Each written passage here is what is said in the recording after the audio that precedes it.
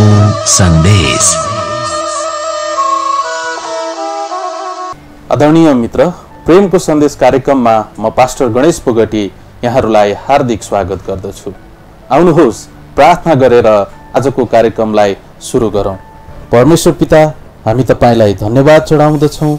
आजको दिनको लागि हामी धन्यवाद सहित प्रार्थना गर्दछौँ। तपाईको प्रेमको लागि पिता हामी धन्यवाद दिदछौँ। आजको कार्यक्रमलाई र आजको वचनलाई आशिष दिनुहोस् र हामी जतिले यस कार्यक्रमलाई हेर्दछौँ हामी हेर्नेहरूको भित्री अन्तस्करणलाई खोलिदिनुहोस् र हामी हेर्नेहरूले तपाईँ र तपाईँको सत्यतालाई जान्न सकौँ। धन्यवाद प्रभु। यो प्रार्थना प्रभु येशू ख्रीष्टको नाउँमा माग्दछौँ, आमेन। प्रिय मित्र, अबको प्रस्तुति रहेको छ पवित्र धर्मशास्त्र बाइबलबाट आशिषमय वचन सुन्ने, र यो लिएर आउँदै हुनुहुन्छ ग्रेटर ग्रेस चर्चका सिनियर पास्टर राजन न्यौपाने। र आउनुहोस् हामी उहाँलाई स्वागत गरौँ।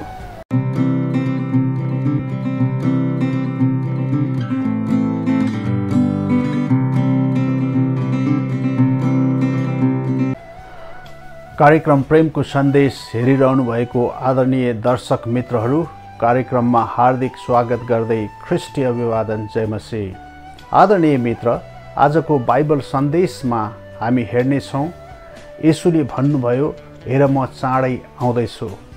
हरेक मानिसलाई उसले गरेको अनुसार दिने प्रतिफल मसँग छ। प्रिय मित्र, बाइबलको विषयमा एउटा अचम्मको कुरा यो छ कि यसले भविष्यको बारेमा बताउँदछ। परमेश्वरले भविष्य जान्नुहुन्छ र उहाँको वचनमा उहाँले भविष्यमा हुन आउने धेरैवटा कुराहरू बताउनु भएको छ। हुनसक्छ तपाईँ यो एउटा कुरा सोचेर छक्क परिरहनु भएको छ होला, के प्रभु येशू फेरि संसारमा आउनुहुनेछ? यसको जवाफ हुन्छ हो, उहाँ निश्चय नै आउनुहुनेछ।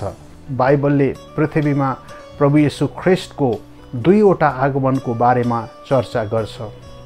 ख्रीष्टको पहिलो आगमन लगभग 2000 वर्ष अघि भएको थियो। ख्रीष्टको दोस्रो आगमन अझ भविष्यमा हुनेछ।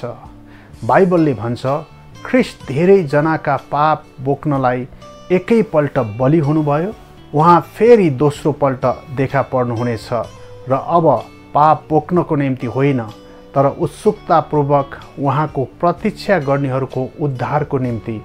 प्रभु येशू उहाँको पहिलो आगमनमा एक पवित्र व्यक्तिको रूपमा हाम्रो पापको निम्ति मर्न आउनुभयो। प्रभु येशू उहाँको दोस्रो आगमनमा ठुलो शक्ति र महिमाको साथमा आउनुहुनेछ। उहाँ आफ्ना शत्रुहरूलाई नाश पार्न र पृथ्वीमा उहाँको राज्य स्थापना गर्न आउनुहुनेछ। बाइबलले भन्छ, जब मानिसको पुत्र सारा स्वर्गदूतसँग आफ्नो महिमामा आउनेछन्, तब उनी आफ्नो महिमामय सिंहासनमा बस्नेछन्। येशू फेरि आउँदै हुनुहुन्छ।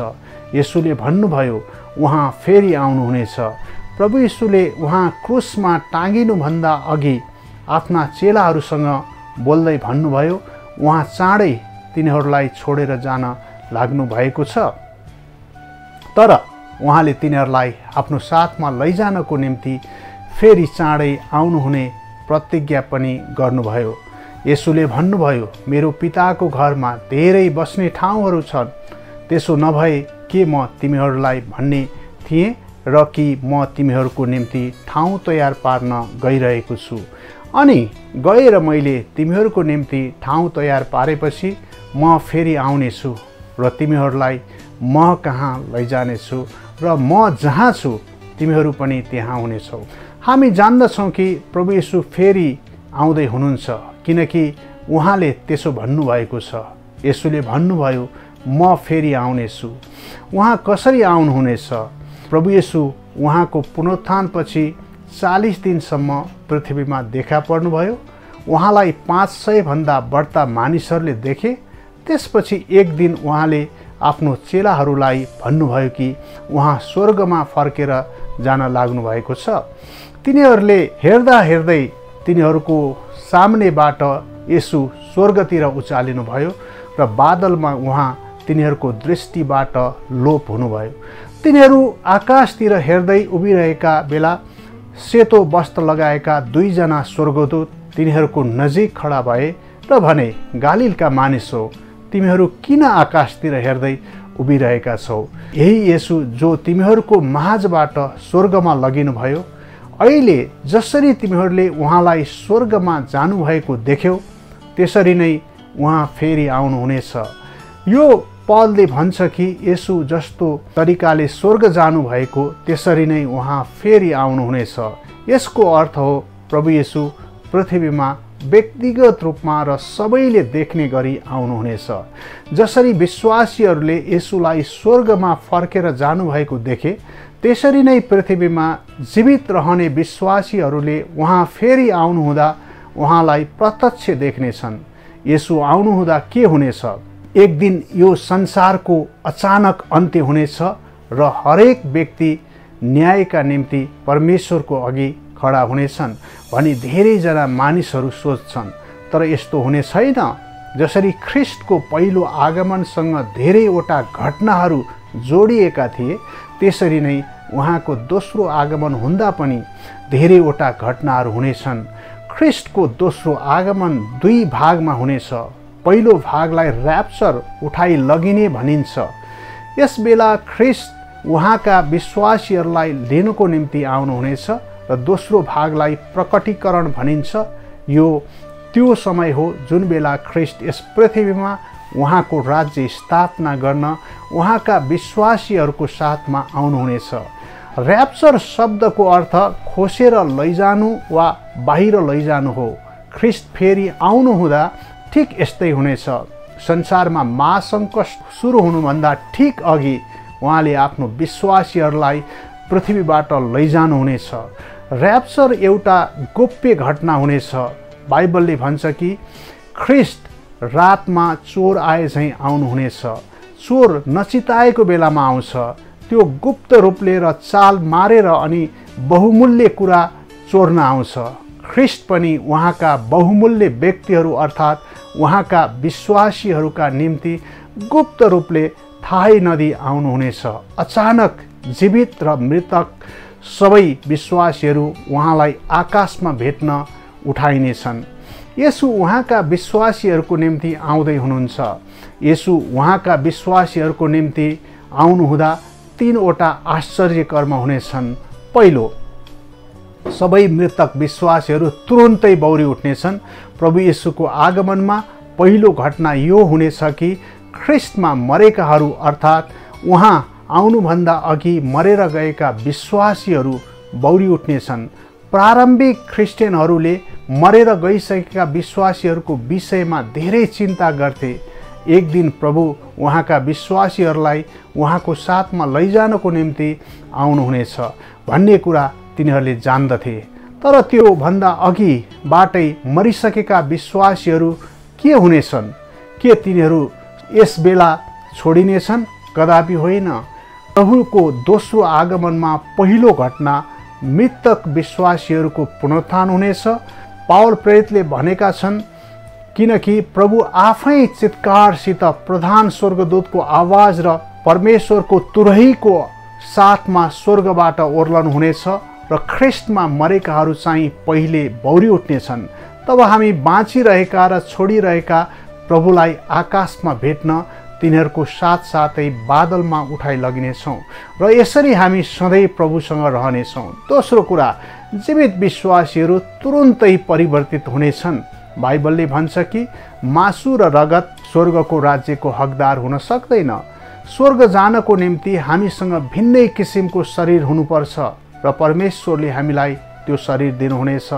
प्रेरित पावलले लेखेका छन्, हेर म तिमीहरूलाई एउटा रहस्य भन्छु, हामी सबै सुत्दैनौँ तर हामी सबै परिवर्तित हुनेछौँ। एकै छेडमा, आँखाको एक निमेषमा, तुरहीको आखिरी आवाजमा, किनभने तुरही बज्नेछ र मृतकहरू अविनाशी भएर जीवित हुनेछन् अनि हाम्रो चाहिँ परिवर्तन हुनेछ।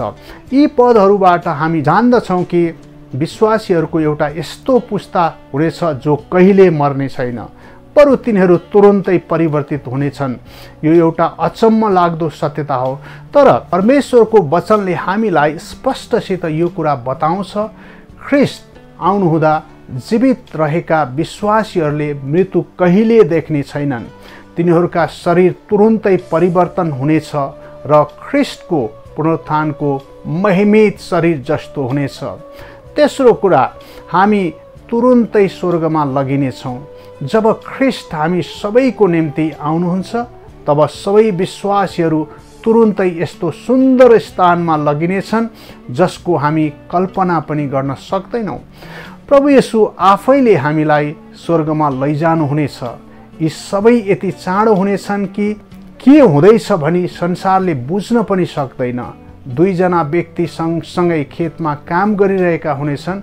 एकजना येशूको साथमा हुनुको निम्ति उठाइनेछ, अर्को छोडिनेछ। एक विश्वासी पत्नी घरमा आफ्नो पतिको साथमा बसिरहेकी हुनेछ, अचानक प्रभुको साथमा हुनुको निम्ति लगिनेछ र उसका पति चाहिँ छोडिनेछ। आमा बुवाहरू व्याकुल भएर आफ्नो हराएका छोराछोरीहरूलाई खोजिरहेका हुनेछन्। युवा युवतीहरूले अचानक हराएका आफ्ना दाजुभाइ दिदीबहिनी वा मित्रहरूलाई खोजिरहेका हुनेछन्। विश्वासीहरू प्रभु येशूलाई भेट्न उठाइनेछन्। यदि यो कुरा तपाईलाई पत्यारिलो लाग्दैन भने ती सबै अचम्मका कुराहरूको बारेमा विचार गर्नुहोस् जो आज गरिँदैछ।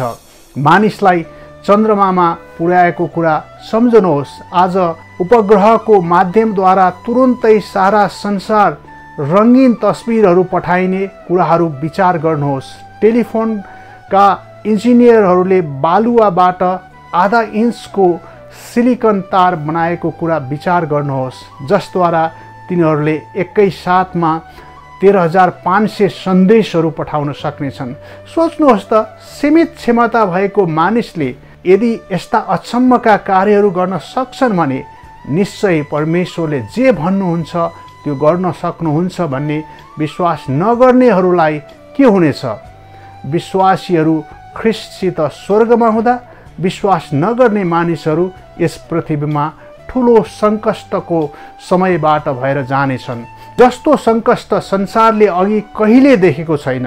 त्यसबेला संसारमा डरलाग्दा लडाइँहरू, अनिकालहरू, भुइँचालो र महामारी हुनेछन्। बाइबलले यसलाई महासङ्कष्ट भन्दछ। येशूले भन्नुभयो त्यसबेला यस्तो महासङ्कष्ट हुनेछ जो जगतको सुरुदेखि अहिलेसम्म भएको छैन, न त फेरि कहिले हुनेछ। त्यसबेला ख्रिस्ट विरोधी भनिने व्यक्ति शासन गर्नेछ। विरोधी भनेको ख्रिस्टको विरोध गर्ने व्यक्ति हो। यो ख्रिस्ट विरोधी परमेश्वर र ख्रिस्टको विरुद्धमा हुनेछ। त्यो ख्रिस्ट विरोधी ठुला ठुला आश्चर्य कर्महरू गर्नेछ, तर त्यसको शक्ति परमेश्वरबाट आएको हुँदैन, बरु शैतानबाट आएको हुन्छ। त्यो ख्रिस्ट विरोधीले ठुलो छली हुनेछ। त्यसले छल गरेर मानिसहरू र जातिहरूलाई त्यसमा विश्वास गर्न लगाउनेछ। ख्रिस्ट विरोधीले मानिसहरूलाई तिनीहरूका दाहिने हात वा निधारमा एउटा चिन्ह वा सङ्ख्याको छाप लगाउनेछ। त्यो छाप बिना कसैले पनि किनबेच गर्न सक्ने छैन। ख्रिस्ट विरोधीको पूजा गर्ने र त्यसको छाप लगाउनेहरू सबैजना सधैँका निम्ति नाश हुनेछन्। बाइबलले भन्छ, यदि कुनै मानिसले त्यो पशु र त्यसको मूर्तिलाई पुज्यो र निधारमा वा हातमा त्यसको छाप लियो भने त्यसले पनि उहाँको क्रोधको कचौरामा केही नमिसाई तयार पारिएको परमेश्वरको क्रोधको कडा मध्ये पिउनेछ। सायद विश्वास नगर्ने व्यक्तिले भन्ला, यदि यी सब कुरा सत्य हो भने र विश्वासीहरू अचानक उठाइ लगिए र लोप भए भने म विश्वास गर्छु। तर यो त एउटा झुटो आशा हुन्छ। बाइबलले भन्छ कि यस्तो डरलाग्दो समय आएको बेला धेरै मानिसहरूले उद्धार पाउनेछन्, तर यी मानिसहरू पहिले सुसमाचार सुन्न नपाएकाहरू हुनेछन्। आज सुसमाचार सुनेर पनि इन्कार गर्नेहरूले उद्धार पाउने छैनन्। तिनीहरूले ख्रिस्ट विरोधीबाट धोका खानेछन्।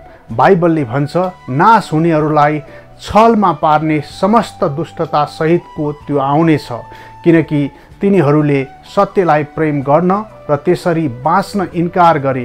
त्यसै कारण तिनीहरूको झुटा कुराहरूमा विश्वास गरून् भनेर परमेश्वरले तिनीहरूमाथि एक शक्तिशाली भ्रम पठाउनुहुन्छ, ताकि सत्यमाथि विश्वास नगर्ने तर अधार्मिकतामा आनन्द मनाउने सबैजना दोषी ठहरिउन्।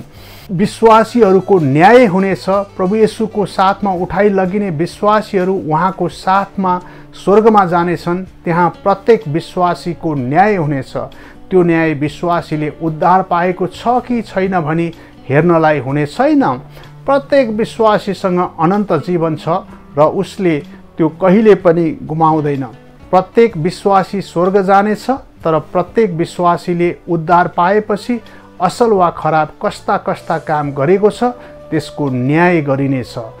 यस न्यायलाई ख्रिस्टको न्याय आसन भनिन्छ। बाइबलले भन्छ, किनकि हामी विश्वासीहरू सबै ख्रिस्टका न्याय आसनको सामुन्ने खडा हुनुपर्छ। यसरी शरीरमा हुँदा आफूले गरे बमोजिम हरेकले असल वा खराब प्रतिफल पाउनेछ। यो सबै क्रिस्चियनहरूको निम्ति एउटा गम्भीर समय हुनेछ, किनकि हामी एक एक गरी हाम्रा जीवनका लेखा दिन प्रभुको अघि खडा हुनेछौँ। सबै कुरा उदाङ्गो पारिनेछ। जुन कुरा अरूले जान्दैनन् भनी हामीले सोचेका छौँ ती सबै प्रकट गरिनेछ। प्रभु यीशुले भन्नुभयो, छोपिएको यस्तो कुनै कुरा छैन जो प्रकट हुने छैन र छिपेको कुनै कुरा छैन जो थाहा लाग्ने छैन। प्रभु येशूको आज्ञा पालन नगर्ने क्रिस्चियनहरू उहाँको अघि उभिँदा लज्जित हुनेछन्। स्वीकार नगरिएका सबै पापहरूमाथि कारबाही गरिनेछ। प्रभुलाई मन नपर्ने कुराहरूमा लाग्ने विश्वासीहरूले आफ्नो अनाज्ञाकारिताको निम्ति प्रभुलाई लेखा दिनुपर्नेछ। अरूहरूको विरुद्ध तितोपन र क्षमा नदिने हृदय राख्नेहरूले प्रभुलाई त्यसको जवाफ दिनुपर्नेछ। सबै विश्वासीहरूको न्याय हुनेछ। बाइबलले हामीलाई बताउँछ कि पाप स्वीकार गर्ने र ती त्याग्ने समय अहिले नै हो। अरूहरूसँग सम्बन्ध ठिक बनाउने समय पनि अहिले नै हो। आफैलाई जाँच्ने समय अहिले नै हो। यदि अहिले नै हामीले इमानदारी साथ आफ्नो पापहरूको सामना गर्यौँ भने ती क्षमा हुनेछन् र हामीले त्यसको सामना फेरि कहिले गर्नुपर्ने छैन। बाइबलले भन्छ, तर हामी साँच्चै आफैले आफैलाई जाँचेका छौँ भने हामी न्यायमा पर्ने छैनौँ। प्रभु येशूले हाम्रो जीवनमा स्वीकार नगरिएका पापहरूमाथि मात्रै कारबाही गर्नुहुने छैन, उहाँले ती कुराहरूको बारेमा पनि हामीलाई सोध्नुहुनेछ जुन हामीले गर्नुपर्थ्यो तर गरेनौँ। सायद उहाँले हामीलाई यसो भन्नुहुनेछ, तिमीसँग मैले दिएको केही क्षमता र योग्यताहरू थिए। तिमीले मैले दिने महान उद्धारको बारेमा अरूहरूलाई बताउने धेरै मौकाहरू पायौ। तिमीले मेरो सेवा गर्ने धेरै महिना र वर्षहरू समय पायौ। मैले तिमीलाई दिएको योग्यता, समय र मौकाहरूको प्रयोग तिमीले किन गरेनौ? प्रभुले हाम्रा कामहरूको न्याय गर्नुहुनेछ। हामीले भनेका र गरेका सबै कुरा प्रकट गरिनेछ र हाम्रा कामहरू आगोद्वारा जाँचिनेछन्। बाइबलले भन्छ, प्रत्येक मानिसको काम प्रकट हुनेछ, किनकि न्यायको दिनमा त्यो खुलस्त गरिनेछ। त्यो आगोद्वारा प्रकट हुनेछ र हरेकले कस्तो काम गरेको छ सो आगोले जाँच गर्नेछ। जुन कुराहरू आफैद्वारा र आफ्नै निम्ति गरेका छन् ती काठ र घाँस र पराल जस्ता हुनेछन्। जब ती कुराहरू आगोद्वारा जाँचिनेछन् तब ती जलेर खरानी हुनेछन्। हामीसँग यस्ता कामहरू देखाउनको निम्ति केही पनि बच्ने छैन। जुन कुराहरू हामीले प्रभुको आज्ञा पालन गर्दै र उहाँको महिमाका निम्ति गरेका छौँ ती चाहिँ सुन, चाँदी र बहुमूल्य पत्थर जस्ता हुन्छन् र आगोले यस्तो थोकहरू नष्ट पार्दैन। यस्ता कामहरूको निम्ति हामीले इनाम पाउनेछौँ। ख्रिस्टको दोस्रो आगमन, प्रकटीकरण, ख्रिस्टको न्याय आसनपछि र परमेश्वरले तोक्नु भएको समयमा प्रभु येशू उहाँको विश्वासीहरू र शक्तिशाली स्वर्गदूतहरूको साथमा पृथ्वीमा फर्केर आउनुहुनेछ। उहाँ ठुलो शक्ति र महिमा सहित आउनुहुनेछ। उहाँले ख्रिस्ट विरोधी र त्यसको पछि लाग्नेहरूलाई नाश पार्नुहुनेछ र महासङ्कटको समयको अन्त्य गर्नुहुनेछ। बाइबलले भन्छ, प्रभु येशू आफ्ना शक्तिशाली स्वर्गदूतहरूसँग बल्दो आगोमा स्वर्गबाट प्रकट हुनुहुनेछ। परमेश्वरलाई नचिन्नेहरूलाई, हाम्रा प्रभु येशूको सुसमाचार इन्कार गर्नेहरूलाई उहाँले दण्ड दिनुहुनेछ र ख्रिस्टको साथमा स्वर्गमा हुने सबै विश्वासीहरू उहाँसँगै राज्य गर्नका निम्ति उहाँको साथमा फर्की आउनेछन्। पहिले उहाँ हाम्रा निम्ति आउनुहुनेछ र त्यसपछि हामीलाई साथमा लिएर फर्कनुहुनेछ। येशू उहाँको विश्वासीहरूको साथमा फर्किआउनु हुनेछ। ख्रिस्ट कहिले आउनुहुनेछ? ख्रिस्टको दोस्रो आगमनको समय परमेश्वरको रहस्य हो। यो कुनै दिन मध्यरातमा वा बिहान वा मध्याह्नमा हुन सक्छ। कतिजना मानिसहरूले बाइबलको अगमबाणीहरू अध्ययन गरेर ख्रिस्टको दोस्रो आगमनको सही समय बताउने कोसिस गरेका छन्, तर तिनीहरू सबै गलत साबित भएका छन्। येशू कहिले आउनुहुन्छ त्यो कुरा कसैले पनि जान्दैन, यहाँसम्म कि स्वर्गदूतहरूले समेत उहाँको आगमनको सही समय बताउन सक्दैनन्। प्रभु येशूले भन्नुभयो, तर त्यस दिन र घडीको विषयमा पिता बाहेक कसैले जान्दैन, न त स्वर्गदूतले न त पुत्रले। प्रभु येशू कुनै पनि बेला आउन सक्नुहुन्छ। यो कुरा सत्य भएको कारण हामी कुनै पनि बेला उहाँलाई भेट्नका निम्ति तयार हुनुपर्छ। यदि तपाईँले उद्धार पाउनुभएको छैन भने प्रभु येशूको दोस्रो आगमन तपाईँको निम्ति डराउनु पर्ने समय हुनेछ। तपाईँ ख्रिस्ट विरोधीको शासन र भयानक महासङ्कटको समयको सामना गर्नुपर्नेछ। यदि तपाईँले उद्धार पाउनुभएको छ भने प्रभु येशूको दोस्रो आगमनको समयमा तपाईको निम्ति ठुलो आनन्दको समय हुनेछ। यो हामीले प्रभु येशूलाई हाम्रो जीवनको लेखा दिनुपर्ने समय पनि हुनेछ। यदि हामीले इमानदारी साथ उहाँको सेवा गरेका छौँ भने हामीले उहाँबाट यस्तो कुरा सुन्ने आशा गर्न सक्छौँ, स्याबास असल र विश्वासी दास, तिमी आफ्नो मालिकको खुसीमा सहभागी हौ। यदि हामी आफ्नै निम्ति र संसारको सुखविलासको निम्ति मात्र जिएका छौँ भने त्यो दिन हामी लज्जित हुनुपर्नेछ। हामी मध्ये कतिजनाले भन्नेछौँ हामीले त्यो जीवन फेरि जिउन पाए तर त्यो सम्भव हुने छैन। येशूको निम्ति जिउनु पर्ने समय अहिले नै हो, उहाँको सेवा गर्ने समय अहिले नै हो। एउटा मात्र जीवन जो चाँडै बिति जान्छ, जे ख्रिस्टको निम्ति गरिन्छ त्यही मात्र रहनेछ। हामी कसरी तयार हुन सक्छौँ? प्रभु येशू फेरि आउँदै हुनुहुन्छ। जहाँसम्म अगमबाणीको प्रश्न छ, अब हुने ठुलो घटना प्रभु येशू ख्रिस्टको दोस्रो आगमन नै हुनेछ। बाइबलको अन्तिम अध्यायमा बौरी उठ्नुभएका ख्रिस्ट भन्नुहुन्छ, हेर म चाँडै आउँदैछु, हरेक मानिसलाई उसले गरे अनुसार दिने प्रतिफल मसँग छ। प्रभु येशूको आगमनको निम्ति हामी कसरी तयार हुन सक्छौँ? उहाँको आगमनको निम्ति हामी यसरी तयार हुन सक्छौँ। पहिलो, उहाँलाई प्रेम गरेर, दोस्रो उहाँको आज्ञा पालन गरेर, तेस्रो उहाँको सेवा गरेर, अनि चौथो उहाँको दोस्रो आगमनको बाटो हेरेर। यदि हामीले यी कुरा गर्यौँ भने उहाँ आउनुहुँदा हामी उहाँको अघि लज्जित हुनु पर्ने छैन। बाइबलले भन्छ, साना बालकहरू हो उहाँमा रहिरहौ, ताकि उहाँ प्रकट हुनुहुँदा हामीमा हिम्मत होस् र उहाँको आगमनमा उहाँको सामुन्ने हामीलाई शर्माउन नपरोस्। यदि हामी साँच्चै प्रभु येशूलाई प्रेम गर्छौँ भने हामी उहाँ चाँडै आउनु भएको होस् भन्ने चाहन्छौँ। हाम्रो प्रत्येक दिनको प्रार्थनामा यस प्रकार हुन्छ, आउनुहोस् प्रभु येशू, आमेन। तपाईँ पनि आफ्नो जीवनमा येशूलाई ग्रहण गरी ख्रिस्टको आगमनको निम्ति तयार हुन चाहनुहुन्छ भने मसँग यो प्रार्थना दोहोऱ्याउनुहोस्। परमेश्वर पिता, म तपाईँलाई धन्यवाद दिन्छु। तपाईँ मेरो पापको बदलामा कल्भरी क्रुसमा मर्नुभयो र मलाई छुटकारा दिन सक्नुहुन्छ भने विश्वास गर्दै मलाई बचाउनुहोस् र मलाई सहायता गर्नुहोस् भनी यो प्रार्थना येशूको नाममा माग्दछु, आमेन।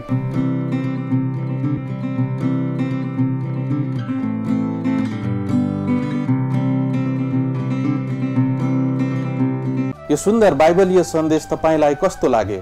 अवश्य पनि हामी सबैले आत्मिक आशिषको अनुभव गरेका छौँ।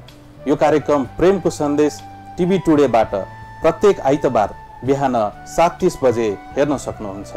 कार्यक्रममा हामी जहिले बाइबलीय सन्देश प्रस्तुत गर्दछौँ। कार्यक्रम सम्बन्धी जिज्ञासा तथा प्रतिक्रिया भए अवश्य पनि हामीलाई जानकारी गराउनुहोला। तथा निःशुल्क बाइबल र बाइबल अध्ययन सामग्री प्राप्त गर्न चाहनुहुन्छ भने हामीलाई सम्पर्क गर्नुहोला। हाम्रो फोन नम्बर 01 51 56 138, मोबाइल नम्बर 98 510 53 33 8, 98 61 59 17 49। तथा पत्राचारको लागि हाम्रो ठेगाना कार्यक्रम प्रेमको सन्देश, पोस्ट बक्स नम्बर 9749, साथै इमेलबाट पनि हामीलाई सम्पर्क गर्न सक्नुहुन्छ। हाम्रो इमेल ठेगाना हो ggfkathmandu@gmail.com। तपाईले आफ्नो टिभी स्क्रिनमा पनि हाम्रो टेलिफोन तथा पत्राचार ठेगाना देख्न सक्नुहुन्छ। आजको लागि कार्यक्रम प्रेमको सन्देश यति नै। हामीसँग रहनु भएको लागि तपाईहरूलाई धेरै धेरै धन्यवाद। आउँदो हप्ता अवश्य पनि यसै समयमा हाम्रो भेट हुने नै छ। तबसम्मका लागि म पास्टर गणेश बोगटी तथा पास्टर राजन न्यौपाने बिदा चाहन्छौँ। धन्यवाद तथा नमस्कार। प्रेमको सन्देश।